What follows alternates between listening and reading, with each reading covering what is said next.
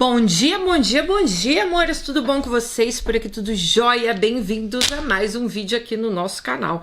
Tô aqui subindo um vídeo pro TikTok. Se você não me acompanha lá, é @mundogringo.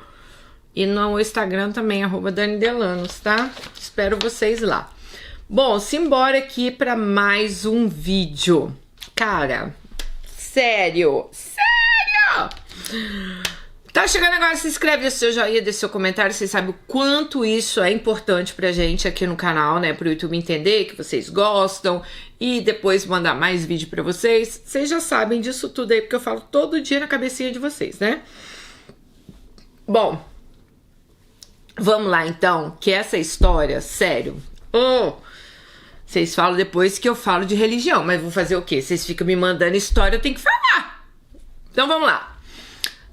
Dani, adoro o seu canal e resolvi escrever a minha história para você. Ela me mandou pelo Facebook, tá? Dani, me chamo Alice. Quando eu digo isso hoje, parece que soa simples, mas durante muitos anos eu não era apenas Alice. Eu era a esposa do pastor. Ninguém falava meu nome, era sempre a esposa do pastor. Aquela mulher exemplo, aquela mulher pura, escolhida por Deus. Eu cresci dentro da igreja, literalmente. Meus primeiros amigos foram os bancos de madeira, os cultos de domingo, os hinos que eu sabia todos de cor. Só que eu não sabia como era o mundo lá fora. Eles me ensinaram desde cedo que o corpo da mulher era um templo, que sexo era sagrado e reservado para um único homem, um único momento e um único casamento. E eu levei isso a sério, muito sério. Quando eu conheci, o pastor, eu tinha apenas 19 anos. Ele era pastor da igreja. Um homem respeitado, admirado, temido, 20 anos mais velho do que eu. Ele tinha uma voz firme, um olhar seguro, as palavras pareciam sempre certas. Quando ele pregava, Dani, eu sentia que Deus falava diretamente comigo.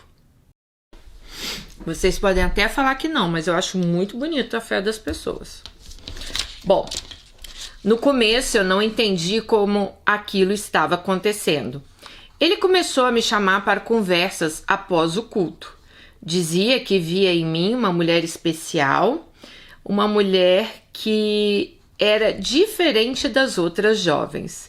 Dizia que eu tinha espírito de esposa e que Deus tinha revelado algo a ele. Sim. Quando um pastor, Dani, diz que Deus revelou algo, você vai duvidar? Eu vou. Mas você não, né? Mas vamos lá. Ele me pediu em casamento depois de poucos meses. Meus pais ficaram super honrados. A igreja toda comemorou. As irmãs me abraçaram dizendo que eu era abençoada, que poucas mulheres tinham a chance de casar com um homem tão usado por Deus. Eu me casei virgem, de corpo e de mundo, porque ela não conhecia nada fora da igreja, gente. Na noite do casamento, eu estava com medo. Eu não sabia o que esperar. Eu não sabia o que era prazer e nem desejo. Eu só sabia que eu tinha que ser uma boa esposa, submissa, silenciosa e disponível. Ele não foi carinhoso, ele foi rápido e frio, como se estivesse cumprindo uma obrigação. Aos poucos eu fui entendendo que aquele casamento não era sobre o amor, era sobre controle. Ele começou a escolher minhas roupas, minhas amizades, o tom da minha voz, até o jeito que eu orava tinha que ser como ele queria. Tô até arrepiada, menina. Nossa Senhora! Se eu questionasse algo, ele dizia que era rebeldia. Se eu chorava, ele dizia que era falta de fé. Se eu sentia vontade de dizer algo diferente, ele dizia que aquilo era coisa do inimigo. Eu me convencia que o problema era eu. Os anos foram passando, meu Deus. Eu continuando tentando ser a esposa perfeita, a exemplar, a primeira dama da igreja. Mas algo me incomodava. Ele quase não me tocava. Ele nunca me desejava. Ele nunca me olhava como um homem olha para uma mulher. Até que um dia, tudo começou a ruir. Tinha uma fiel na igreja, jovem, sempre sentava na primeira fila, sempre pedia oração, sempre se aproximava dele depois do culto. Eu via ela, mas eu confiava nele 100%, né? Afinal, ele era um homem de Deus e eu era sua esposa. Até o dia que ela me chamou para conversar. Lembro exatamente do lugar. Uma sala pequena, mal iluminada. Ela tremia, chorava e eu achei que ela fosse me pedir ajuda espiritual. Mas ela disse uma frase que mudou a minha vida. Ela falou assim: Alice, eu estou grávida. No começo eu não entendi bem, eu sorri sem graça, perguntei: ah, você é casada? De quem é o bebê? Ela levantou os olhos e disse o nome do meu marido. Meu pastor, o homem com quem eu me casei virgem. O chão desapareceu. Meu corpo gelou. Minha cabeça gritava que aquilo não era verdade. Devia ser um engano. Aquilo era mentira. Era um teste de fé. Mas ela me mostrou imagens, áudios, promessas. Disse que ele falava em amor, que dizia que o casamento comigo era um erro. Que Deus tinha escolhido ela agora. Ai, meu Deus, ó que nojo. Usar o nome de Deus primeiro para falar que a outra foi escolhida, agora para falar que foi essa. Ô, homem nojento.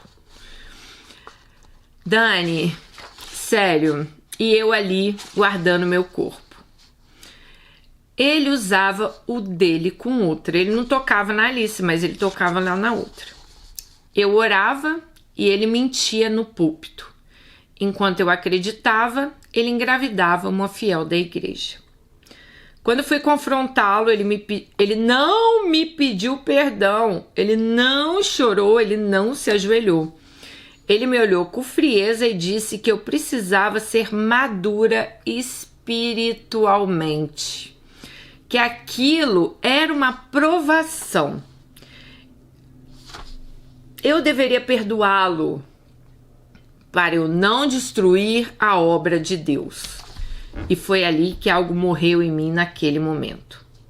Não foi só o casamento, não foi só a fé cega, não foi só a menina obediente. Foi Alice que acreditava que silêncio era virtude. A partir dali eu não quis mais. Me divorciei, saí da igreja, fui julgada, apontada, chamada de fraca, de rebelde. Falaram que eu era uma mulher usada pelo inimigo, mas pela primeira vez eu respirei. Hoje, quando eu olho para trás, eu entendo que eu não perdi um marido. Eu me livrei de uma prisão. Hoje, quando eu olho para trás, eu entendo que eu não perdi um marido. Eu me livrei de uma prisão. E se você está ouvindo essa história agora, saiba de uma coisa.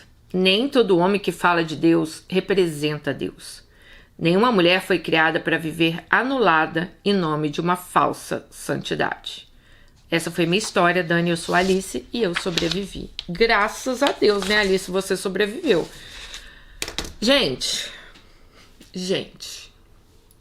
é muito difícil eu falar para um público que às vezes eu não tenho muito entendimento, entendeu?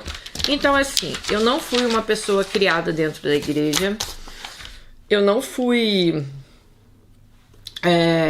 eu não tinha... né? Eu sempre rezei, sempre acreditei em Deus, sempre tive muita fé, vocês sabem disso, sempre falo aqui pra vocês, tenho muita fé em Deus, mas eu não fui criada dentro da igreja, eu não fui...